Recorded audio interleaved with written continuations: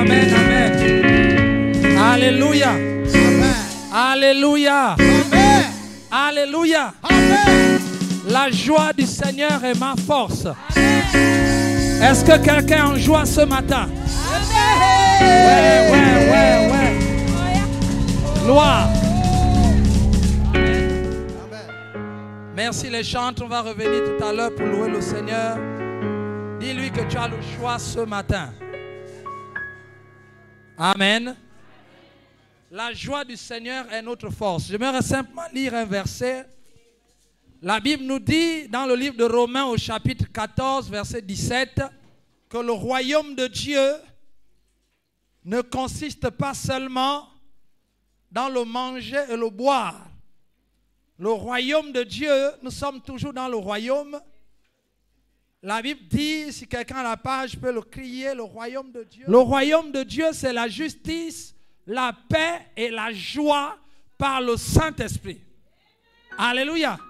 Ça veut dire que là où il y a le royaume de Dieu, il y a la paix et la joie. L'atmosphère du royaume de Dieu est une atmosphère de paix et de joie. Voilà pourquoi ce matin nous avons loué le Seigneur, parce que nous dégageons notre joie, nous exprimons notre joie et notre paix. Amen. Alors il est important de comprendre ce matin, pendant que les autres étaient en joie, si toi tu n'étais pas en joie, pose-toi la question si tu es dans le royaume.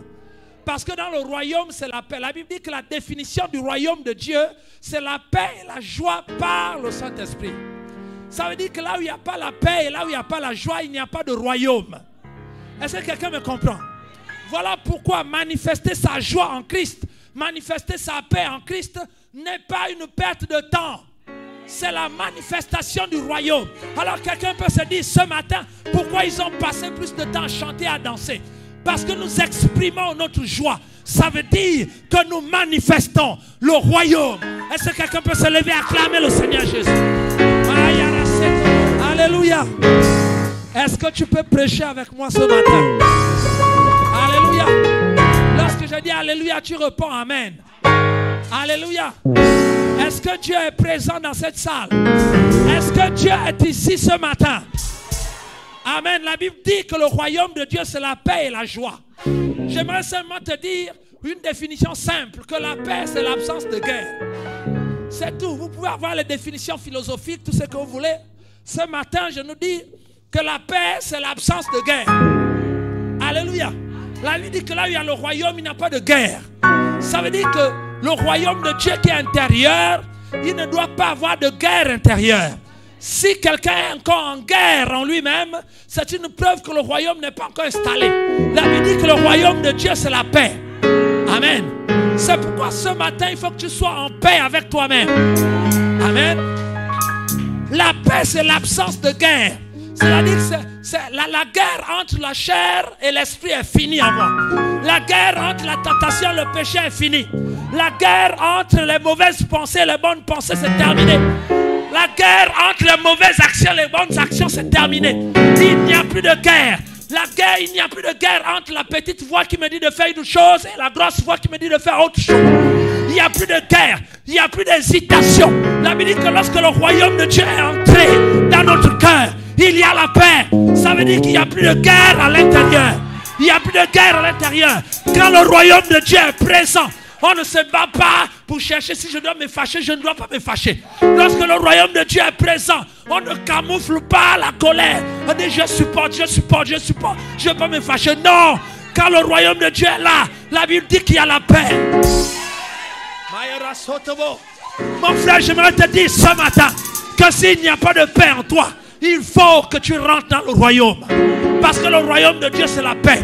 La Bible dit que ce n'est pas une affaire de manger et de boire. Le royaume de Dieu, ce n'est pas venir demander la bénédiction, venir demander les choses matérielles. Ce n'est pas une affaire de manger et de boire. C'est une affaire de paix. C'est que le monde ne peut pas donner. C'est ça que le royaume de Dieu donne.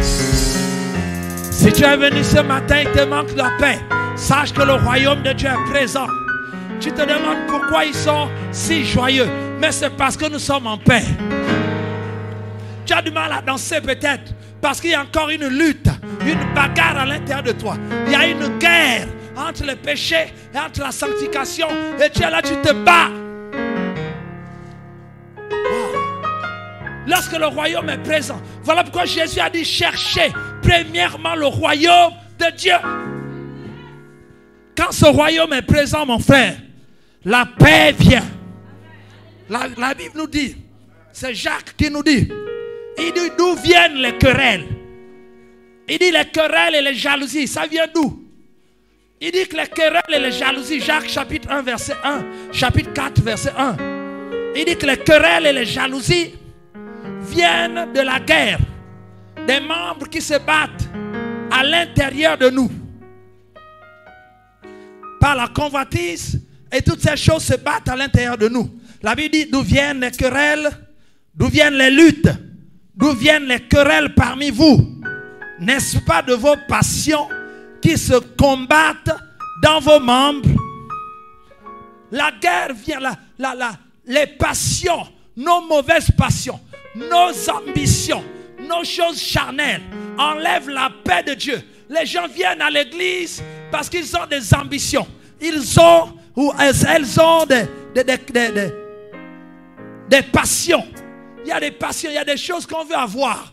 On vient à l'église pour avoir là. Si on veut avoir tout ce que le monde nous donne en Dieu, alors on n'aura pas de paix. On n'aura pas de paix si on vient en Christ pour avoir les choses que le monde donne. Parce que la Bible dit que ces choses-là vont lutter. Il va y avoir des luttes et il va y avoir des querelles, des combats à l'intérieur de nous. C'est-à-dire que nos membres vont combattre. Entre elles, il va y avoir des bagarres intérieures. Il y a d'autres peut-être qui se battent entre je reste à l'église ou je pars. Je change d'église ou je reste.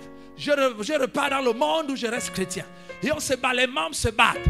Parce que je suis resté à l'église, ça fait 2 ans que je n'ai rien reçu. Je n'ai pas reçu ce que je cherchais. Ce que mes passions cherchaient. Ce que mes désirs cherchaient. Je venais en Christ, j'aimais Dieu. Mais en fait j'aime Dieu, mais au fond, j'ai aussi une passion que je vais assouvir. Peut-être que dans le monde, je n'ai pas été considéré. Je vais être considéré dans l'église. Chacun vient avec ses passions, avec ses choses intérieures qu'il veut accomplir pour que Dieu l'aide à se hisser dans les strates de la société. Chacun de nous a des ambitions, des passions. La Bible dit que ces choses-là combattent à l'intérieur de nous. Et lorsqu'il y a combat, il n'y a pas de paix. Voilà pourquoi lorsqu'on demande de danser, tu as du mal. Parce qu'il n'y a pas la paix. Il y a un combat à l'intérieur de toi. Quelqu'un qui est en guerre ne peut pas danser. Quelqu'un qui est en guerre ne peut pas se réjouir. Quelqu'un qui est en guerre ne peut pas sauter de joie et chanter les louanges. Parce qu'on est en guerre. En période de guerre, c'est la guerre. Il n'y a pas de temps pour la joie. Et il n'y a pas de tranquillité. Voilà pourquoi les chrétiens qui sont en guerre à l'intérieur d'eux ont du mal à manifester le royaume de Dieu, qui est la paix et la joie. La tristesse ne fait pas partie du royaume de Dieu. Être triste devant Dieu ne change rien. C'est quelque chose qui décourage, qui met les anges même en colère. Parce que la tristesse n'est pas le langage du royaume. Un chrétien qui vit encore dans les humeurs. Non, ce dimanche, je me suis levé, je ne suis pas de bonne humeur. Donc, je ne peux pas. Tu es chrétien, tu vis encore avec des humeurs. Ce matin, je ne suis pas d'humeur à chanter. Ah bon? Ce matin, je ne suis pas d'humeur à danser. Ah bon? Où est passé le royaume de Dieu? Un chrétien qui cherche les choses matérielles ne sera jamais en paix avec Dieu. Parce que Dieu vient d'abord t'apporter ce que le monde n'apporte pas. Le royaume, c'est la paix, la joie et la justice par le Saint-Esprit. C'est ça l'atmosphère du royaume. Écoutez-moi, frères et sœurs, et ceux qui me regardent à l'écran. Aujourd'hui, si l'on nous demandait de choisir un bien, ça veut dire si Dieu descendait pour demander aux gens que quel est le bien que tu veux que je te donne sur la terre,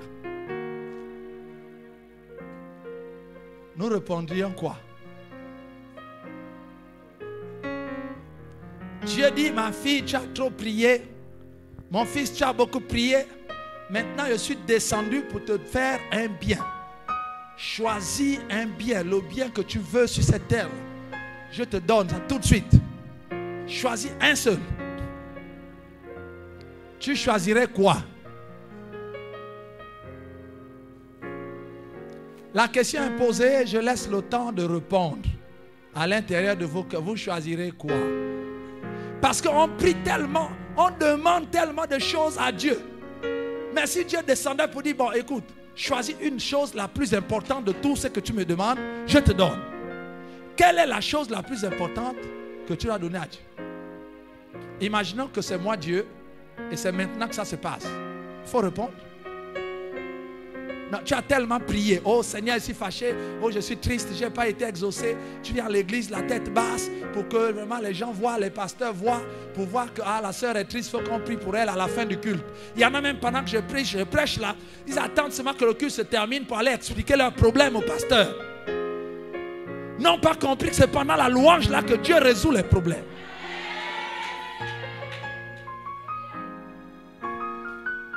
Alléluia. Pose la question à ton voisin que Dieu te demande une chose, la plus grande de toutes les choses que tu veux sur la terre. Tu lui dis quoi?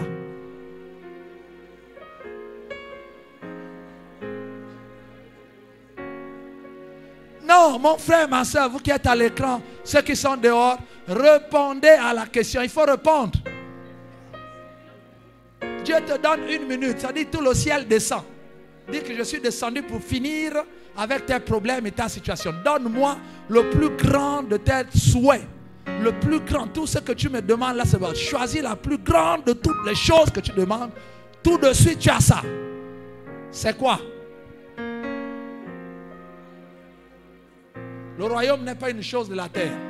Le royaume est céleste. Il est venu vers nous sur la terre. Mais il n'est pas terrestre. Je parle d'une chose terrestre. Parce que nos prières, c'est souvent les choses terrestres. Ce qui nous embête, c'est les choses terrestres. Choisis maintenant une, la plus grande. Quand on te donne, et ça règle tes problèmes. Choisissez.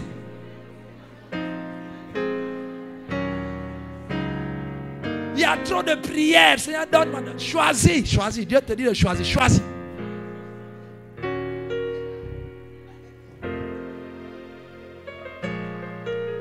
Ceux qui sont sous la tente là-bas, choisissez.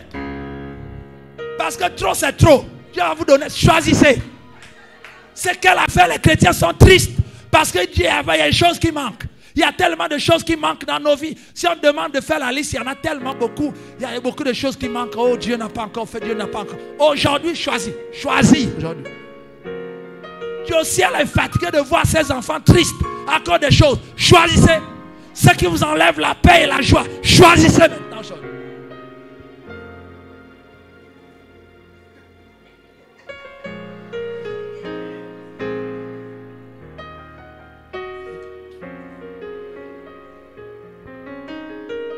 Maintenant, il y a des gens qui hésitent entre le mariage, l'argent, la richesse. Le truc. Ouais.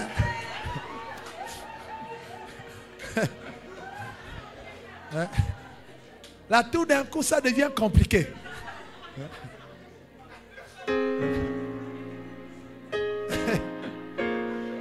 Toi-même, c'est toi-même qui choisis la chose qui va faire effet domino. C'est-à-dire que quand tu choisis la chose là, quand Dieu te donne ça, ça a des répercussions sur tout le reste et puis tu es bien sur la terre.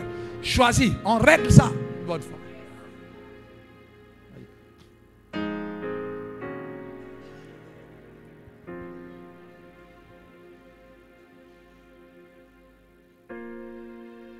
Oui, je le vois. Oui, je... Et c'est moi seul qui chante. Vous choisissez. Non, aujourd'hui, il faut choisir. Il y a trop de plaintes dans le ciel. Oh, Dieu n'a pas encore fait. Dieu n'a pas encore fait. Oh, Dieu, oh, je suis triste. Je n'ai pas la joie, je n'ai pas la paix. Il me manque ça. Choisissez d'abord pendant que nous on chante. Choisissez. Avec le piano. Choisissez. Oh, je ne viens plus à l'église, je suis fatigué. Oui, les gens ne comprennent pas mes problèmes. Dieu veut les régler aujourd'hui. Choisis. Pour qu'au moins en sortant d'aujourd'hui, tu as la paix et la joie et le royaume avec toi. Choisissez. Dieu est fatigué de voir ses enfants tristes.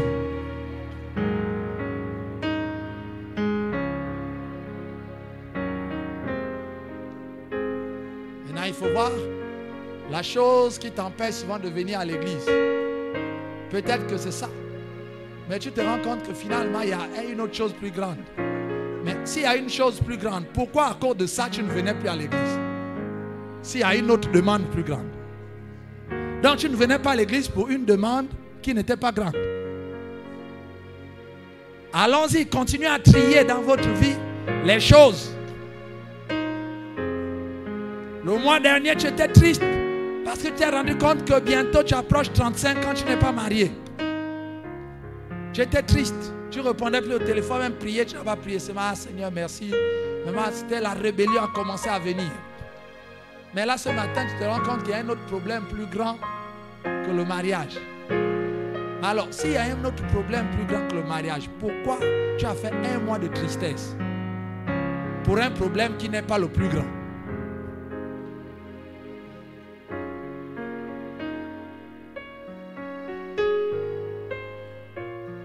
C'est quoi l'essentiel?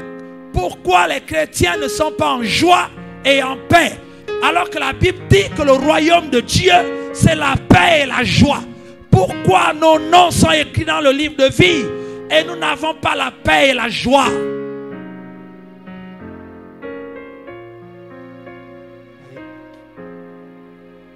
Ça veut dire que la paix et la joie et la justice, c'est l'environnement du royaume. Ça veut dire que Dieu ne peut pas opérer si on n'est pas dans la paix et la joie et la justice. C'est comme un poisson ne peut pas nager s'il n'y a pas d'eau. C'est l'atmosphère. Un chrétien qui n'est pas dans le royaume empêche Dieu de venir. Dieu ne peut pas venir suffoquer dans ton atmosphère. La respiration du ciel, c'est la paix et la joie. Quand il manque la paix et la joie, tu veux appeler Dieu dans ta tristesse. Dieu ne connaît pas la tristesse. Ce n'est pas une atmosphère du ciel, la tristesse. Donc le ciel ne peut pas descendre dans ton environnement parce que le ciel, dans le ciel, il n'y a pas la tristesse. Donc si tu pries dans la tristesse, Dieu ne viendra pas.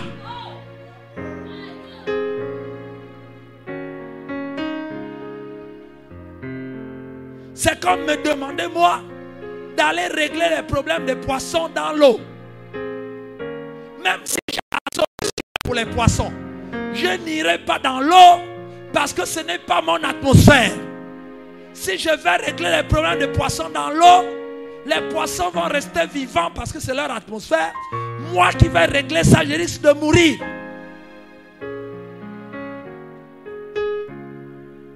Donc c'est pas que Dieu va mourir. C'est un exemple pour nous montrer que quand il n'y a pas la paix, il n'y a pas la joie, Dieu ne rentre pas là-dedans. Parce que ce n'est pas son atmosphère. Dieu ne peut pas respirer dans la tristesse. Et Dieu ne peut pas respirer pour caricaturer. Dieu ne respire pas dans la tristesse. Dieu n'inspire pas l'air de la tristesse. C'est une air polluée. Dieu ne respire pas l'air des revendications, des colères, des découragements, de ceci qui amène les chrétiens à cause des choses matérielles. Dieu ne peut pas respirer là-dedans. Ce n'est pas une air céleste. Dieu ne respire pas ça. Donc, si tu restes là-dedans, Dieu ne viendra pas. Il va seulement te parler. Ma fille sort de là-bas. Mon fils sort de là-bas. Tout ce dont tu as besoin, c'est ici avec moi. C'est dans le royaume. C'est pas là-bas. Donc c'est une peine perdue d'arriver triste devant Dieu. Sauf la tristesse de la repentance du péché. Parce que le péché attriste l'esprit. C'est normal.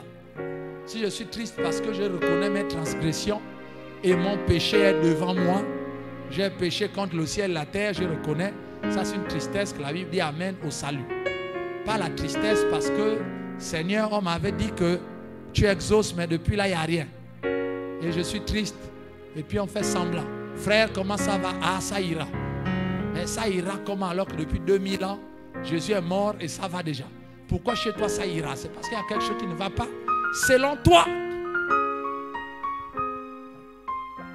Gloire à Dieu. Comme chacun de nous a déjà choisi la chose, On peut maintenant continuer. Est-ce que quelqu'un a choisi? Qui a le courage de nous dire de c'est quoi? Je parle des choses de la terre. Ne m'amenez pas les choses de l'esprit. Parce que si vous êtes triste souvent, c'est que vous n'êtes plus dans l'esprit. Donc quand on pose les questions, n'amenez pas l'esprit là où il n'y a pas. Vous ne savez pas ce qui se passe. Donc les choses de la terre là, hein, monsieur Abaka, quand on règle ça, c'est bon.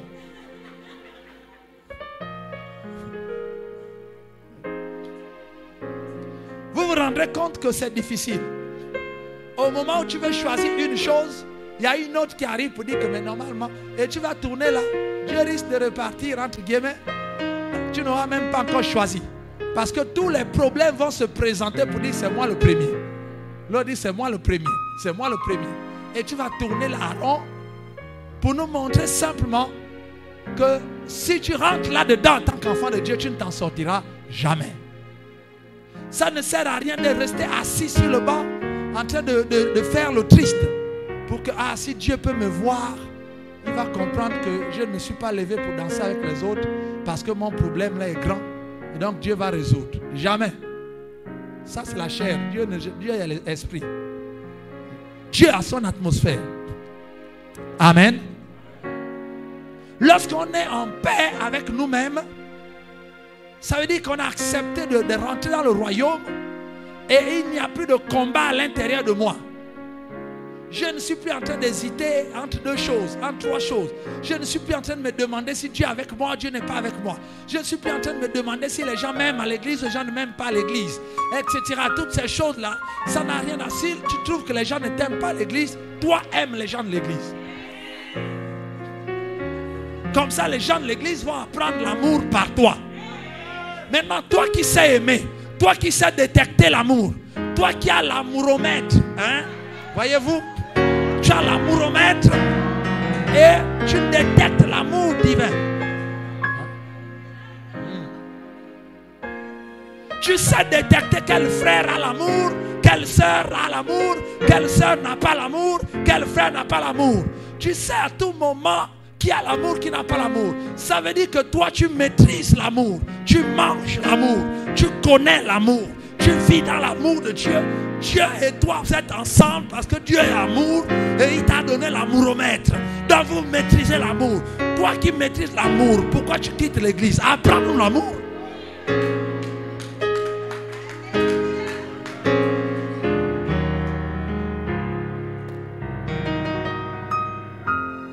Voyez? Le diable est en train de tromper les enfants de Dieu. Et Dieu est triste de voir ses enfants tristes alors qu'ils ont tout.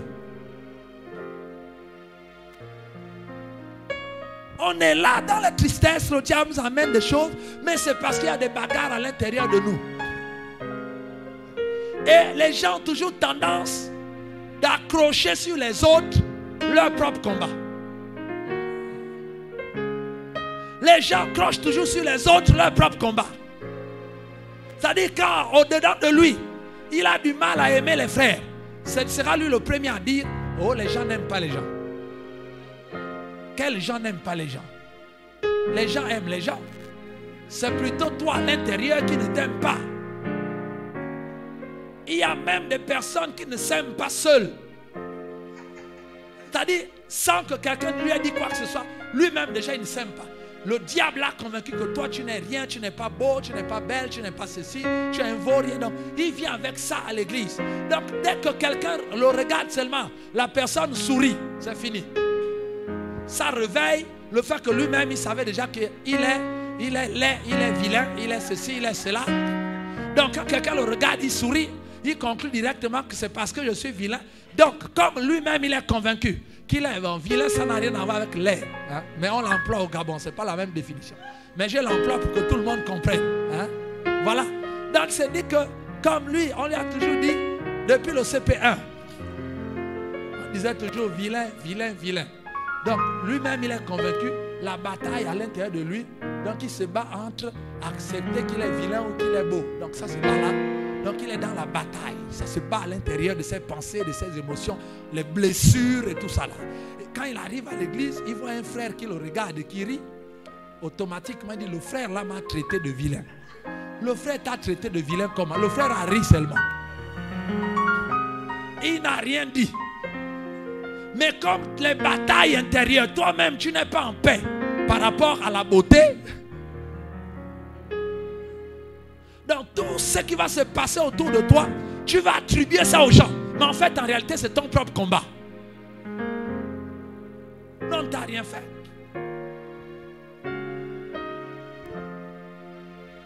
Amen.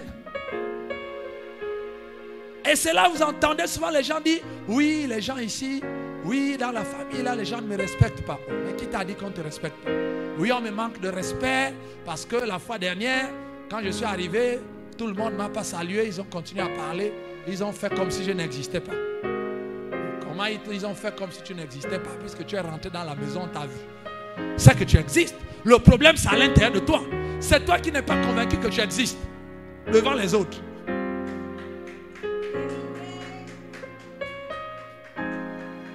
Oui, tu peux acclamer le Seigneur. Oui.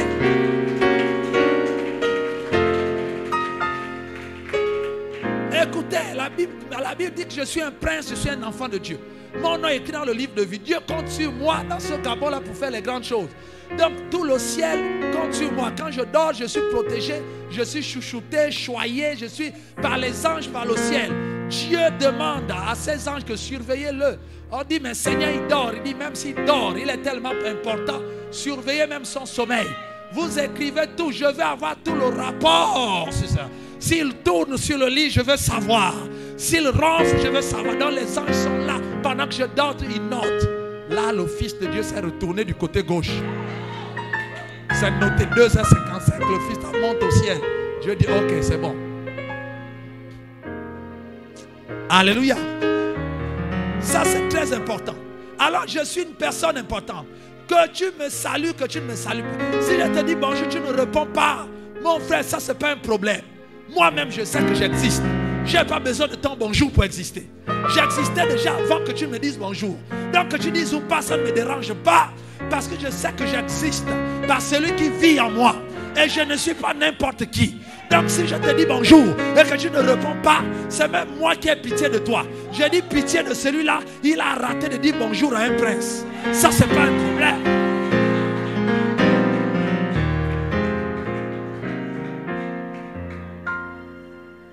Je sais qui je suis. J'ai dit il a raté son miracle parce que ma parole, la parole qui sort de ma bouche est créatrice, comme la parole de mon Dieu. Donc si moi je lui dis bonjour, ça veut dire un jour bon. Donc je suis en train de déclarer un jour bon dans sa vie. S'il n'a pas répondu, il a raté son miracle. Parce que je sais ce qui sort de ma bouche. Je ne suis pas n'importe qui. J'ai parlé, mais fâché, oui. Vraiment, le frère là, à partir d'aujourd'hui, avec lui, c'est fini. Parce que ça fait 2 fois que je l'ai salué, il ne répond pas. Et on méprise les gens. Il a du mépris pour moi. Après, c'est non, c'est pas ça le problème. C'est qu'il y a une guerre en toi-même. Tu n'es pas convaincu que toi-même tu existes. Tu n'es pas convaincu que tu es important dans ce Gabon, dans cette église. Voilà pourquoi lorsqu'on te fait quelque chose un peu de bizarre, c'est fini, ça réveille tous les sens. Et tu es en fait, la guerre qui est à l'intérieur, là tu l'amènes à l'extérieur. Et tu mets tous les frères là-dedans et tout le monde, mais en fait c'est ta guerre à toi. C'est toi qui n'es pas convaincu que tu es quelqu'un de bien. Voilà pourquoi tu as besoin du royaume ce matin.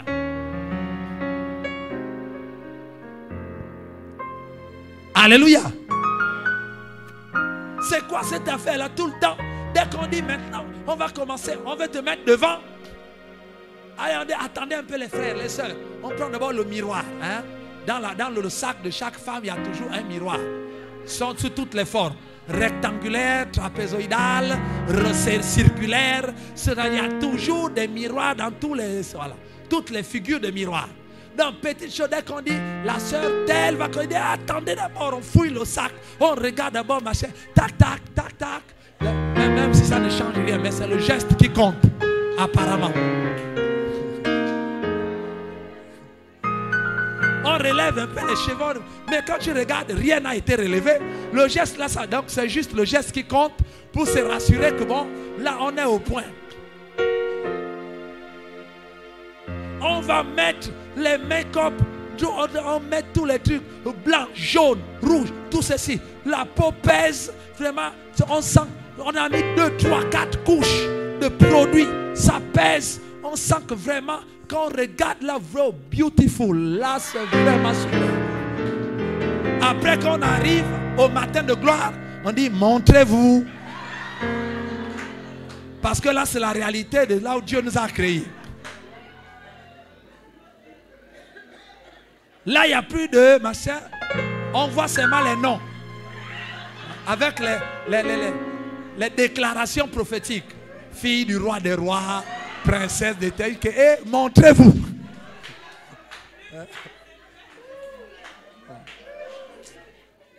Non, non, ne t'en fais pas.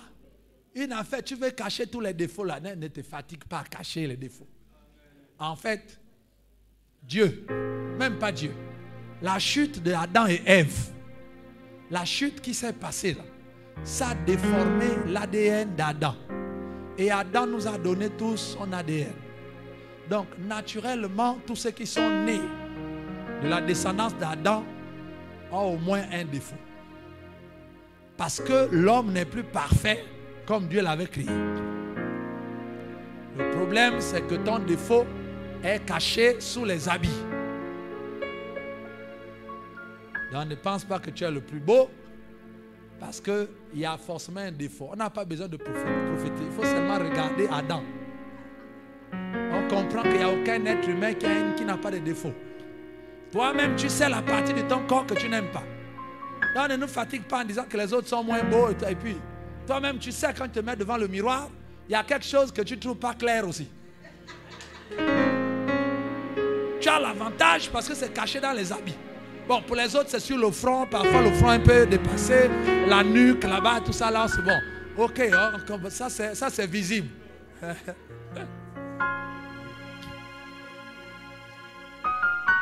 Alléluia.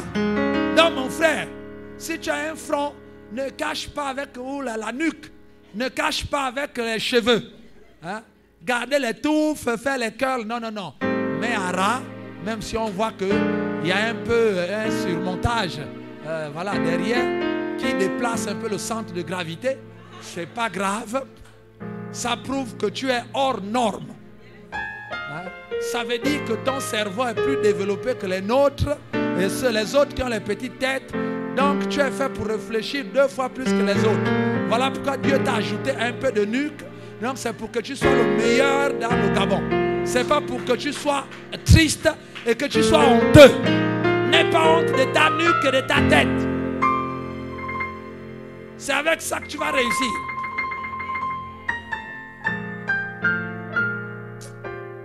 Dieu ne se trompe pas. Alléluia. Donc ne sois pas en guerre. Oh, mes cheveux là. Eh, mais si tu fais tout pour que les gens ne voient pas tes cheveux, puis laisse comme ça. Hein? C'est pas grave. Sois en paix avec toi-même. La Bible dit que c'est cette guerre-là qui amène les querelles, les convoitises et les jalousies. Et on poursuit les choses, on veut avoir des choses comme les autres, on veut faire ceci, on veut avoir... Parce qu'on est en guerre, on n'est pas en paix avec nous-mêmes. Il faut que tu sois en paix par rapport au mariage. Que je me marie, que je ne me marie pas. Les mariés meurent, les célibataires meurent. Voilà. Donc si les célibataires meurent et les mariés meurent, ça veut dire qu'il faut d'abord assurer ce qui se passe après la mort. Parce que je peux mourir avant le mariage et il faut que j'aille au ciel. Dans le ciel, c'est plus important que le mariage. Les gens qui sont à pied meurent, fauchés par la voiture. Ceux qui sont en voiture meurent par accident dans la même voiture. Donc que j'ai la voiture ou pas, ce n'est pas important. Je dois assurer le ciel. Parce que dans très bientôt, je vais laisser les choses de la terre. Dans bientôt. Un peu éloigné, mais très bientôt. Donc on n'a pas le temps à perdre. Et je n'ai pas à perdre le temps à être triste. Je dois être en joie. C'est quoi cette affaire où parfois on trouve, même vous allez dans des funérailles, vous trouvez le mort, le corps du mort, c'est-à-dire il est mort fâché. On sent même les traits, il est tout là, tout fâché, mais c'est quoi? Meurs en paix, sois en joie. Tu as eu des choses, c'est bon. Tu n'as pas eu des choses, c'est bon. En tout cas, personne sur cette terre-là n'aura jamais tout. Alors, donc, le peu que Dieu t'a donné, sois en joie. Alléluia. La joie met en mouvement 90 muscles de la face. 90 muscles de la face sont mis en mouvement quand on est en joie ou quand on est triste. Donc quand tu es en joie, ça remonte la face. Quand tu es triste, ça alourdit la face et ça te fait des rides, ça coupe les figures ici là. Et donc vous voyez le front déjà froissé, mais c'est parce que la personne est tout le temps triste. Après on dit non, c'est la vieillesse, c'est pas la vieillesse, c'est la tristesse. Après avec un visage triste comme ça, tu veux quand même qu'on te marie. Parce que dans le monde, il n'y a plus la joie. Donc tout le monde aussi cherche la joie et la paix. Quand les frères regardent, ils voient la beauté. Quand la sœur regarde, elle voit la beauté. Mais elle voit aussi si elle sera en joie ou en paix. Parce que dans le monde là-bas, il n'y a pas. Donc tout le monde est à la recherche de la paix et la joie. Mais si on regarde déjà, la bouille est tellement froissée, on sent la tristesse. Parce que la tristesse a un visage. La joie aussi a un visage. Il y a des gens qui forcent le sourire alors qu'on voit le visage de la tristesse. La tristesse a un visage. La joie aussi a un visage. Donc ne force pas à sourire, même si tu souris. Parce que la tristesse aussi sourit souvent.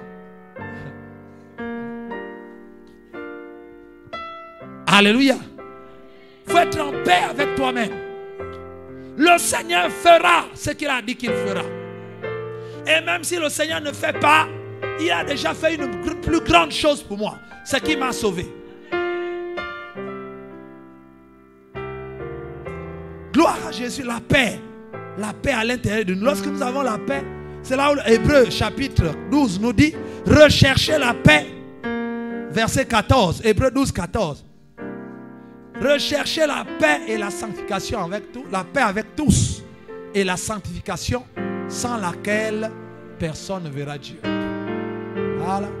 Donc, ça veut dire qu'il faut être en paix avec tous. Et la sanctification sans laquelle personne ne verra Dieu. Il dit, recherchez la paix et la sanctification. La paix d'abord et la sanctification. En d'autres termes, un chrétien qui n'est pas en paix ne pourra pas se sanctifier.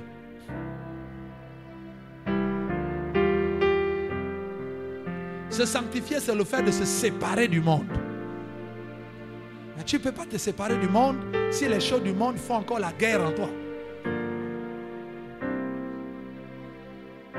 Donc les gens cherchent la sanctification. Oh Seigneur, sépare-moi du monde. Non, il faut d'abord voir est-ce qu'il y a une guerre en toi. Est-ce qu'il y a des choses de ce monde-là tu te bats avec parce que tu n'as pas ça et donc ça t'attriste. Si c'est le cas, tu ne pourras pas te séparer parce que c'est là, c'est dans ton cœur. Recherchez d'abord la paix du cœur. Donc le fait de ne plus être en guerre contre quoi que ce soit. Totalement libéré. Et maintenant, je peux être séparé du monde. Il dit, sans laquelle personne ne verra Dieu. Et il dit, recherchez la paix avec tous. Ça veut dire que la paix que j'ai déjà à l'intérieur de moi, le royaume de Dieu qui est manifeste en moi, comme j'ai la paix intérieure, facilement je peux rechercher la paix extérieure. Rechercher la paix extérieure avec tous, ça veut dire que je dois communiquer aux autres ma paix intérieure. Donc je ne vais pas rechercher la paix ici, ce n'est pas résoudre les problèmes. Oh non, il faut qu'on soit en paix dans l'église, donc il ne faut pas que je sois dans les problèmes avec les frères. Non. Rechercher la paix, c'est prendre la paix qui est en toi et la communiquer aux autres. S'il y a des frères, des sœurs qui ne sont pas en paix, comme moi je suis déjà en paix, je leur communique ma paix. Voilà. Et tout le monde se retrouve en paix. Rechercher la paix, c'est pas l'absence. La paix, c'est pas l'absence de conflit entre deux personnes.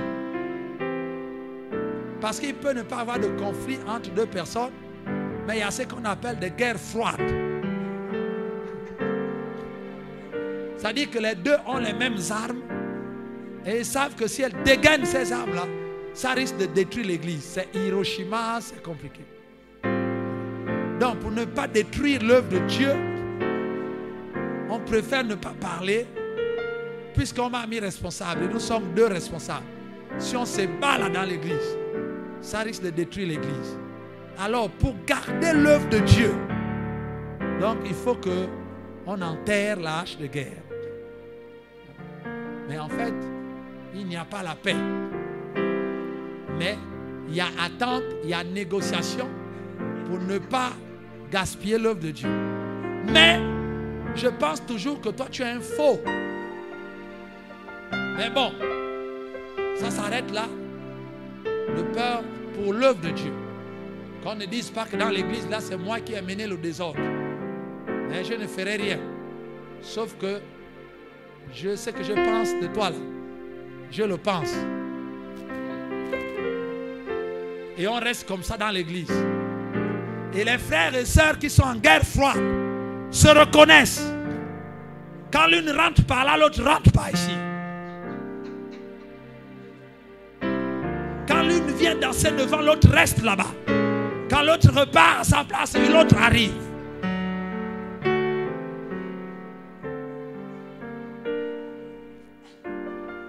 La guerre froide. Or, quand les pays sont en guerre froide, ça fait un semblant de paix. Mais ce n'est pas la paix du Saint-Esprit. Ça, c'est la diplomatie humaine, chrétienne. Voilà, pour essayer de garantir vraiment l'image de Dieu, de la chrétienté. Ça, c'est de la diplomatie. Ce n'est pas la paix du Saint-Esprit. Tu sais très bien que tu n'es pas en paix. Je me souviens, un des responsables, il est déjà décédé. Quand on était jeunes, il y avait tellement de conflits entre les jeunes filles de l'église, de JPC. Alors, à un moment donné, il y a eu des réunions, il faut réconcilier, parler. Donc, c'était une histoire un peu diffuse. Vous savez, quand une histoire rentre chez les femmes, c'est compliqué. Telle a dit que telle a dit, que telle avait été amoureuse de telle, et puis telle a demandé la main à telle, et puis il y a eu des conflits, ça se tourne là, ça fait des clans, des demi-clans, et tout ça là, ça se mélange, et c'est des pamphlets dans les chansons, dans les machines. Vous-même, vous connaissez, vous les femmes, vous pouvez même faire les pamphlets dans la louange. Mais il faut qu'on dise la vérité.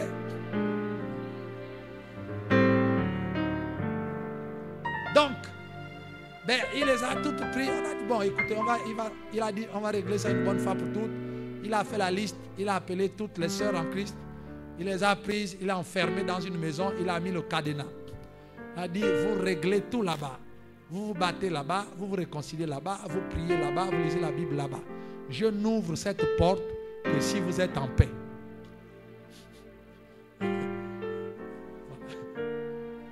C'est très important. Il ne faut pas qu'on en arrive là. Bon, je sais que ça n'existe pas ici. C'est plutôt ailleurs. Gloire à Dieu. Parce que nous sommes déjà délivrés. Nous sommes déjà tous en paix. Amen. Ne relativisez pas les choses. Il faut la paix. La paix. Il n'y a pas à dire, toi-même tu sais dans ton cœur quel responsable t'énerve. Tu sais, bon, écoute, tu sais, même ceux qui me regardent à la télé, peut-être que c'est à cause de ce responsable que tu n'es pas venu au culte aujourd'hui, tu as décidé de suivre en ligne. Tu sais quel responsable t'énerve. Mais à partir de là, mais tu relativises pour dire en tout cas, je passe dessus. Tu passes dessus quoi? Tu ne peux pas passer dessus, c'est dans ton cœur. Donc tu n'es pas en paix. Si tu n'es pas en paix, quel royaume de Dieu viendra vers toi? Le royaume de Dieu, c'est la paix. C'est la joie par le Saint-Esprit. Amen. Vous savez, il y a une chose. Il dit bien, si nous ne sommes pas en paix, nous ne pouvons pas être en joie. La joie, c'est la conséquence de la paix intérieure. Quelqu'un ne peut pas être en joie si on n'est pas en paix. Si vous n'êtes pas en paix dans votre couple, vous ne serez jamais en joie. Ce n'est pas possible. Parce que la joie, c'est une conséquence de la présence de la paix. La paix est invisible, elle est à l'intérieur. La joie est à l'extérieur. Donc la joie, c'est la manifestation de la paix intérieure. Visible. Alléluia. Est-ce que quelqu'un est en paix ce matin? Frère, je suis en paix. Ce n'est pas parce que si hier ou avant ou la veille, je t'ai appelé pour dire que je ne suis pas d'accord avec ta manière de faire. Mais moi, je suis en paix. Il ne faut pas venir le matin tête basse pour dire que hier, le pasteur m'a repris. Voilà, c'est comme si c'était moi, la brebis galeuse de l'église. C'est toujours moi. Tu arrives là avec tes pensées. Moi, je suis en paix. Et tellement je suis en paix, si je vois encore une bêtise ce matin, je vais encore te reprendre, mais avec la paix. Et toi, tu vas repartir dans ton manque de paix, c'est ton problème. Je suis en paix. Parce qu'en temps normal, on ne se serait peut-être même pas croisés. C'est le Seigneur qui nous a mis ensemble. Donc je n'ai aucun intérêt à te rendre la vie difficile. J'ai quel intérêt? Donc c'est pour ton bien. Si tu ne le comprends pas, je suis en paix. Tu es fâché, triste. Bon, je prends l'exemple sur moi, mais c'est pour tout le monde. Pour que tu saches que le frère là, il est en paix. Ce n'est pas parce que toi tu n'es pas en paix que lui aussi n'est pas en paix. Lui, il est en paix. C'est toi le problème. Donc il ne faut pas dire que dans la famille, dans l'église, à mon travail, j'ai des problèmes avec les gens. Non, tu n'as pas de problème avec les gens. Tu as des problèmes avec toi-même. Et tu mets les gens dedans. C'est toi-même qui as des problèmes et tu as mis les gens dedans. Mais les gens n'ont pas de problème avec toi. Parce que tous ces problèmes-là, tu peux décider de pardonner aujourd'hui et puis c'est fini. Pourquoi tu ne le fais pas? Donc c'est toi le problème. C'est très important. On est encore, tu gaspilles ta paix. Le Dieu qui t'a amené sur la terre t'a déjà sauvé. Il t'a montré l'évangile. Mais tu es toujours là, tu gaspilles ta paix. Tu perds le temps parce que, depuis que je suis né, mes parents ne m'ont pas aimé.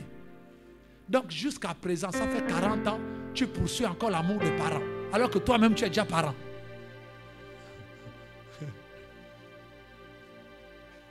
Et tu n'es pas en paix à cause de ça. Ma mère m'avait abandonné quand j'avais 5 ans. Maintenant, tu as combien? 35. Ah, depuis là. Non, vraiment, mon cœur est blessé. Et tu justifies le fait de maltraiter tes propres enfants parce que ta mère t'avait abandonné. C'est faux. C'est toi qui es méchant et méchante. Laisse ça. Ce n'est pas ta mère. La mère a abandonné. Et puis, est-ce que c'est ta mère qui t'a créé? Elle a seulement vu que tu as poussé dans son ventre. Ce n'est pas elle qui t'a créé, c'est Dieu qui t'a créé. Donc la question c'est de savoir est-ce que Dieu m'aime? Si la réponse est oui, le reste, tant pis. Jusqu'à ce que Dieu règle le problème avec mes parents, qu'ils comprennent qu'ils doivent m'aimer, c'est plus mon problème. Dieu qui nous a créés, nous tous, même déjà, c'est bon. Écoutez, si le chef de quartier ne m'aime pas et que le président de la République m'aime, pourquoi je dois être triste parce que le chef de quartier ne m'aime pas? Mais regarde, c'est terrible. Je gaspille ma vie, je détruis ma vie parce qu'il me manque d'amour. Le chef de quartier ne m'a pas aimé alors que le président t'aime. Voyez? Tu es chrétien depuis longtemps. Dieu qui t'a créé, c'est ton père, il t'aime. Mais jusqu'à présent, tu es toujours en train de garder les blessures, le manque de paix lié au fait que je n'ai jamais connu mon père.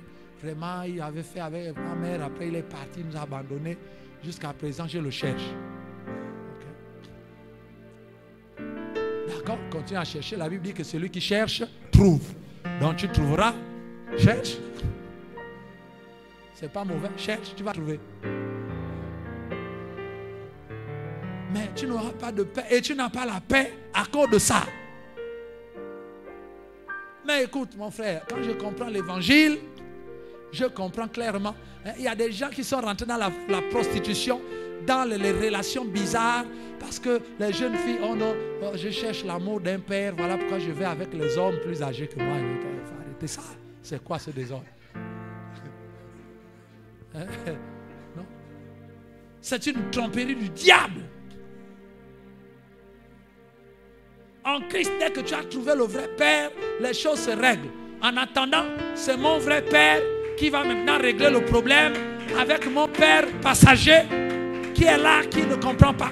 Mon vrai Père va régler ça. Tôt ou tard, ton Père reviendra. Tôt ou tard, ta mère reviendra. Tôt ou tard, il y aura réconciliation. Parce que Dieu est le Dieu de la réconciliation. La Bible dit qu'en Christ, Dieu a réconcilié les choses qui sont dans le ciel, des choses qui sont sur la terre. Donc il n'y a pas Il n'y a pas Christ sans réconciliation. Si Christ vient en toi, tôt ou tard, il y aura réconciliation dans ta famille. Calme-toi, prie et sois en paix.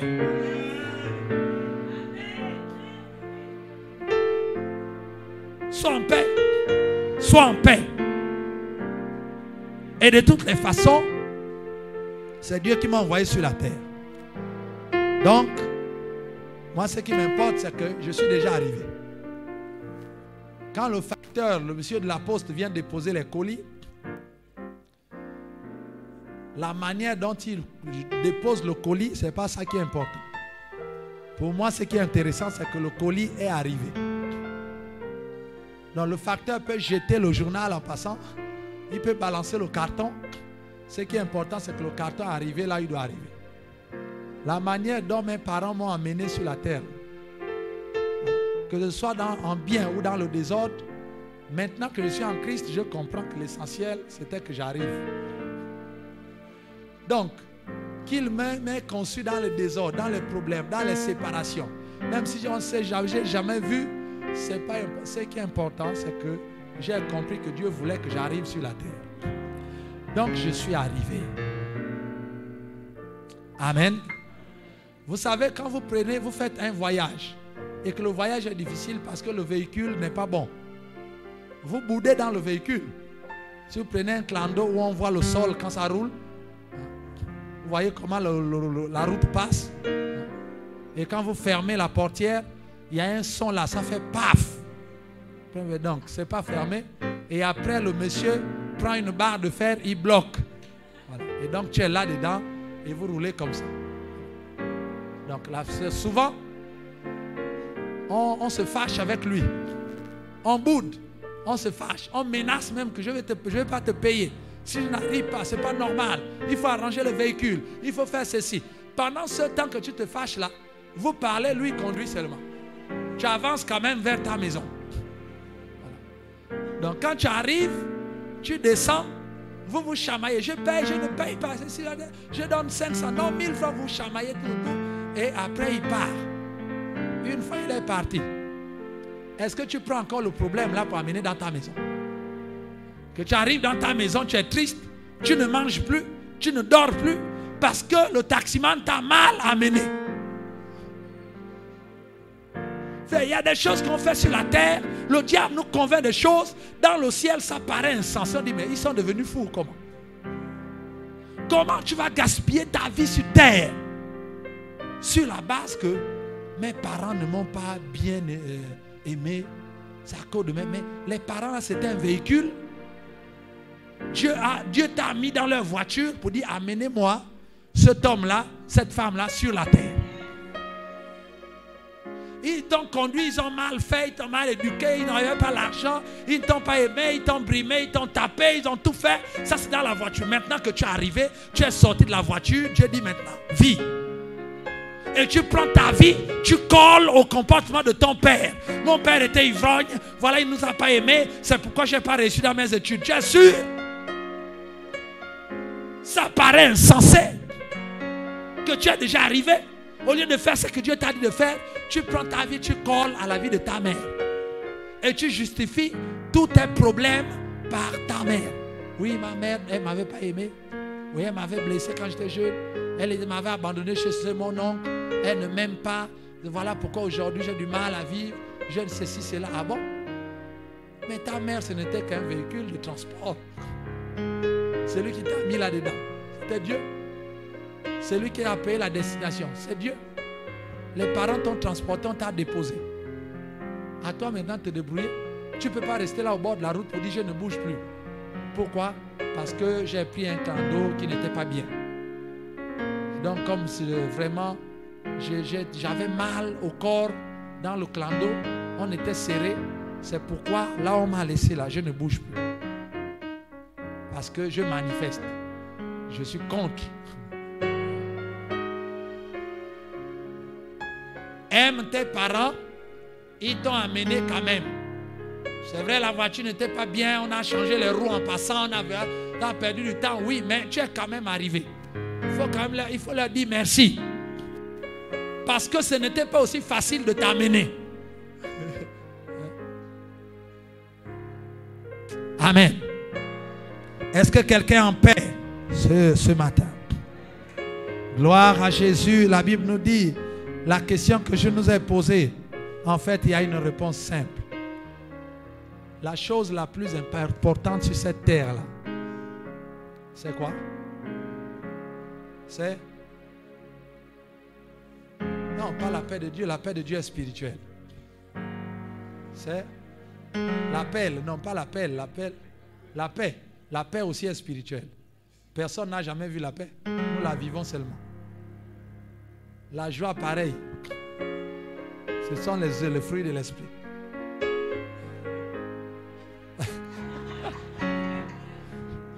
Oui. Dans tout, le mariage, la vie, la fécondité, tout ce dont on a besoin. Il n'y a pas une chose plus importante. La vie sur la terre. Non, je vais vous démontrer que la vie, ce n'est pas la chose la plus importante pour l'être humain. C'est même pas l'amour, c'est rien, c'est pas tout ça. Le souffle de vie, oui, mais ce n'est pas le souffle de vie, c'est-à-dire la vie qui est plus importante sur notre terre, la planète Terre. La chose la plus importante sur la planète Terre, c'est l'air.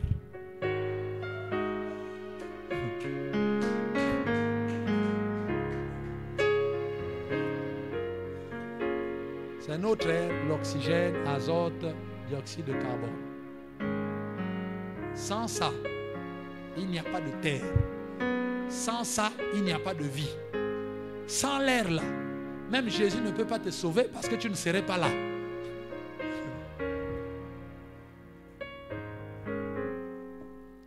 Sans l'air, il n'y a pas mariage. Il n'y a pas naissance. Il n'y a pas travail. Il n'y a pas voiture. Il n'y a rien. Il n'y a même pas de président de la République. Il n'y a rien. Sans l'air, là, il n'y a rien. Il n'y a pas de plantes. Il n'y a pas de poissons. Il n'y a pas d'eau. Il n'y a rien.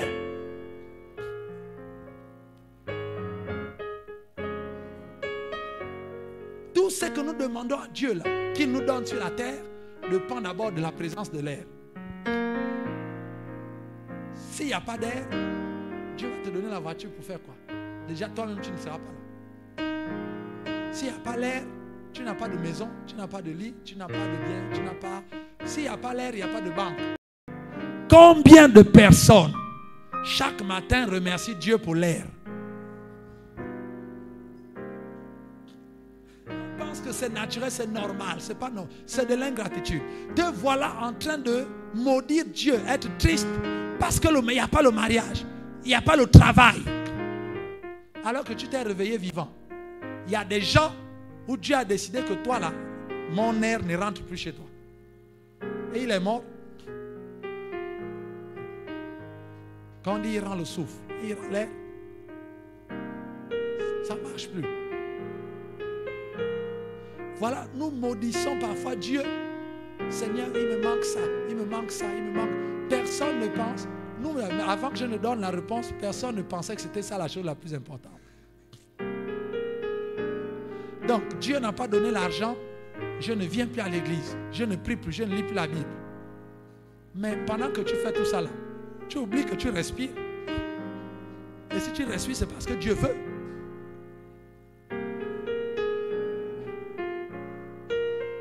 Ceux qui trompent leur femme, leur mari, la force que tu as d'aller chez la copine, c'est parce que tu respires.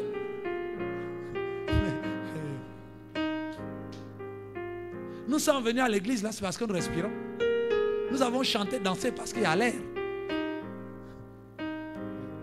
Or, l'air est invisible, c'est insignifiant. On oublie parfois même que ça existe. Alors que c'est ça même le moteur de la vie sur terre. Je suis en train de te dire que sois en paix. Parce que Dieu fait tellement de grandes choses pour toi qui font que tu sois en vie aujourd'hui, pour lesquelles toi-même tu n'as même pas conscience. Il y a beaucoup de choses que Dieu a déjà fait dans ta vie qui ressemblent un peu à l'air. C'est-à-dire tu ne vois pas ça, tu ne touches pas ça. Mais Dieu fait. Et c'est ce qui te maintient en vie.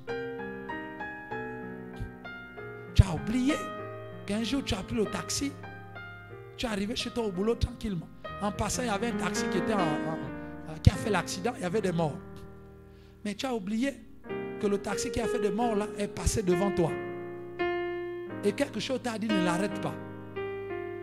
Dieu vient de te sauver de la mort. Entre-temps, tu es en train de maudire Dieu parce qu'il te manque l'argent et le travail. Alors qu'il vient de te sauver de la mort. C'est un miracle qui ressemble un peu à l'air. Ce n'est pas visible. Tu n'as même pas su ce qui s'est passé. Mais Dieu vient d'accomplir un grand miracle pour toi là, qui te permet de continuer à maudire Dieu. C'est-à-dire que Dieu fait ça, il te maintient en vie, et tu prends la vie là encore pour te fâcher contre Dieu. Alors que si Dieu avait laissé, tu serais mort hier. Mais il agit comme l'air agit sans être vu. Et il t'a donné la vie. Et le matin, tu te lèves pour dire, oui Seigneur, jusqu'à présent, je n'ai encore rien vu. Et tu es triste. Et le ciel regarde, mais qu'est-ce qui se passe? Et le royaume n'est pas là. Sors des batailles intérieures. Le vrai problème de toi, c'est toi-même. Le diable ne fait que profiter des batailles qui se passent au-dedans de toi. Le royaume de Dieu, c'est la paix. La joie. Prochainement, nous verrons la joie du Seigneur. Ça tombe bien, c'est la Pâque. Vous voyez? C'est très important. Si tu manges un morceau de pain, c'est bien. Si tu n'as pas mangé, c'est bien. Je vous assure que l'homme ne vit pas que de pain seulement. L'homme chrétien, il ne vit pas que de pain seulement. Et un chrétien ne meurt pas de faim. Ce n'est pas possible. Moi-même, je le parle, je l'ai expérimenté. J'ai vu que c'est vrai. C'est que la Bible dit que l'homme ne vivra pas de pain seulement. C'est vrai. Parce que j'ai passé 2 ans et demi en France à manger un pain par semaine. Semaine, pas jour, semaine. Quand j'ai la grâce d'avoir 1 euro, j'achète une baguette de pain. Je coupe en morceaux, 3 morceaux. J'ai fait ça pendant 2 ans et demi, sans se plaindre de qui que ce soit, sans maudire Dieu. Vous pensez qu'on sert Dieu là parce que on était assis pépère, les pieds avec la télécommande, on zappait les chaînes, et puis Dieu est venu dire, lève-toi mon fils, je t'appelle au ministère, vous êtes sûr? Chaque homme de Dieu a une histoire. L'onction a une origine. Tu veux avoir la vie pépère et tu veux l'onction. Tu veux que Dieu résolve tous tes problèmes et tu veux l'onction. Tu es sûr? L'onction ne marche pas avec les gens qui ont la vie pépère. Vous regardez dans la Bible, il n'y a aucun qui a porté l'onction et qui avait une belle vie. Sans problème. Vous voulez l'onction et une vie sans problème. Ça n'existe pas. Parce que l'onction attire les problèmes.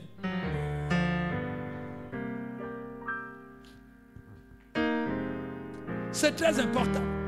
2 ans et demi. Le Seigneur me dit, tu ne demandes rien à personne. Donc Dieu me faisait la grâce chaque semaine. Il fait tout pour que quelqu'un me donne 1 euro. 1 euro. 1. Je prends le pain, je coupe en 3. On est dimanche, je mange un morceau lundi. Je saute mardi. Je mange le 2e morceau mercredi. Je saute jeudi, vendredi, je mange le 3e morceau samedi.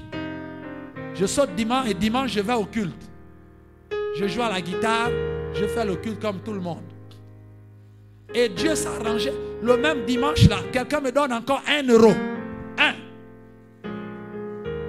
Je refais la même chose. Pendant 2 ans et demi. Pour manger, il fallait jeûner et prier. Je jeûne et prie pour dire là, Seigneur, je suis fatigué du pain, envoie la nourriture. Je fais 3 jours de jeûne et prière. Et Dieu parle à quelqu'un. Vous dit, quelqu'un sonne, m'appelle. Il dit, homme de Dieu, oui. Ancien monastère, oui. Là, j'étais encore pasteur, pasteur stagiaire. Il dit, j'étais au marché, au supermarché. Une voix m'a dit que je dois faire les courses pour toi.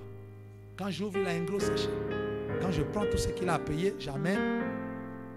Il a pris la nourriture, il a pris les brosses à dents, les pâtes dentifrice, tout. Il n'est jamais arrivé chez moi. Mais il prend la pâte dentifrice que j'utilise. Il a vu ça où? Si c'est né le Saint-Esprit. Dieu est réel.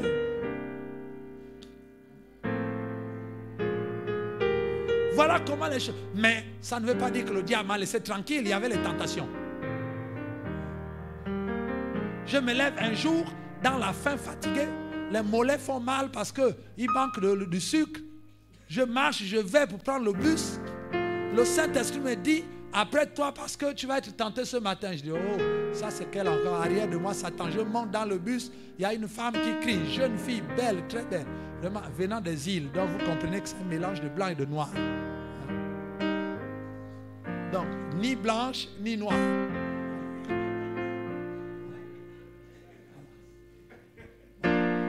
Elle court pour prendre le bus. Oh, monsieur, arrêtez le bus. J'attends. J'arrête, je dis au chauffeur qu'il y a une dame qui court là. Attendez là. Donc on attend. Elle monte, on monte là. Ah, merci vraiment, vous êtes gentil et tout ça. Je dis, ouais, c'est normal. Moi, vous courez, donc j'arrête. Non, mais vous êtes qui? Elle commence à me poser des questions. Je dis, hey, le Saint-Esprit me dit que quelqu'un va me tenter. J'espère que ce n'est pas celle-là. Oui, j'aimerais vous voir et tout ça. Est-ce que je peux avoir votre numéro? Je dis, non. Donnez-moi plutôt votre numéro. Parce qu'au moins je gère moi-même. Qu'est-ce qui se passe? Alors le bus marche. Et j'étais en train de chercher la formation. Terminer un stage de fin d'études.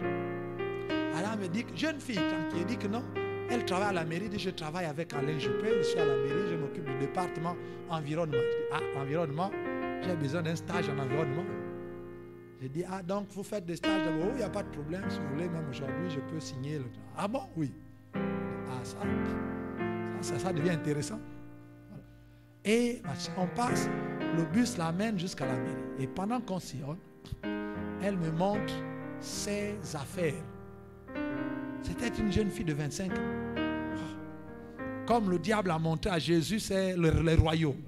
On passe, elle dit, vous voyez tel magasin? Oui, c'est pour moi. Telle chose, tel cybercafé, c'est pour moi. Ça, ce sont mes affaires. Je les ai, ça. Je viens d'acquérir ce bâtiment-là. Je viens, ouais. Oui.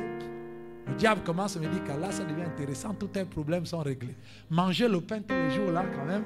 Là, vraiment, c'est pas possible. Etc. Jusqu'à la mairie. Elle est descendue à la mairie. Elle me dit que, voilà, il faut que je vous aide parce que je sens que vous avez besoin d'aide. Sympa, si vous avez besoin d'argent ou quoi que ce soit, n'hésitez pas à m'appeler, je suis là. Si vous voulez aller manger quelque chose au restaurant, en tout cas, je suis là, je peux vous amener dans les meilleurs restaurants. Je dis, ouais, ça c'est intéressant. Ah d'accord, je dis, oui, il faut vraiment qu'on se voit. Je dis, oui, c'est vrai, donnez-moi votre numéro. Elle a donné, je dis, ok, d'accord, vraiment, mais ne vous en faites pas, on va se voir. Ouais, bah, terminé. Dès qu'elle est sortie, j'ai effacé, je dis que ouais, le Saint-Esprit m'avait déjà averti. Mais tous mes problèmes étaient réglés, c'est-à-dire que tous les problèmes que j'avais, scolaires, c'était la solution. Financière, la solution est là. Structurelle, la solution est là. Et elle travaille à la mairie et je louais un HLM, voilà, HLM, donc les trucs qui sont gérés, les bâtiments qui sont gérés par la mairie.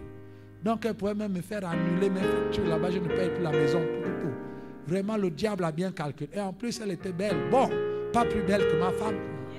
Vous comprenez?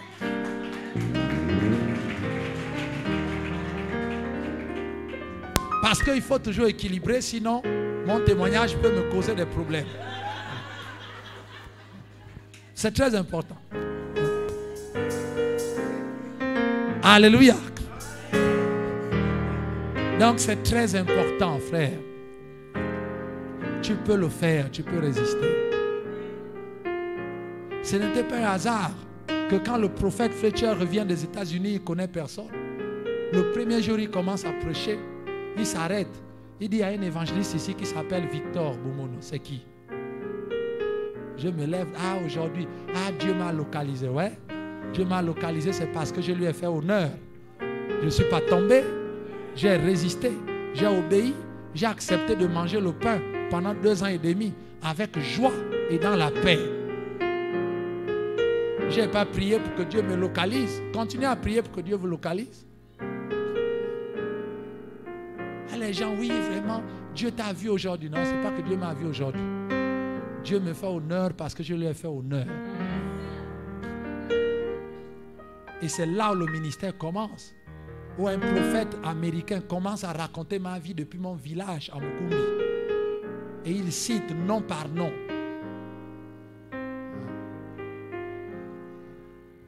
Et c'est comme ça qu'il a dit qu'il est venu. Dieu lui a parlé parce qu'il y a un ministère à libérer. Je dis, ah oui, moi j'ai un ministère. Il dit que oui. Il dit, lève les mains au ciel. J'ai levé les mains au ciel.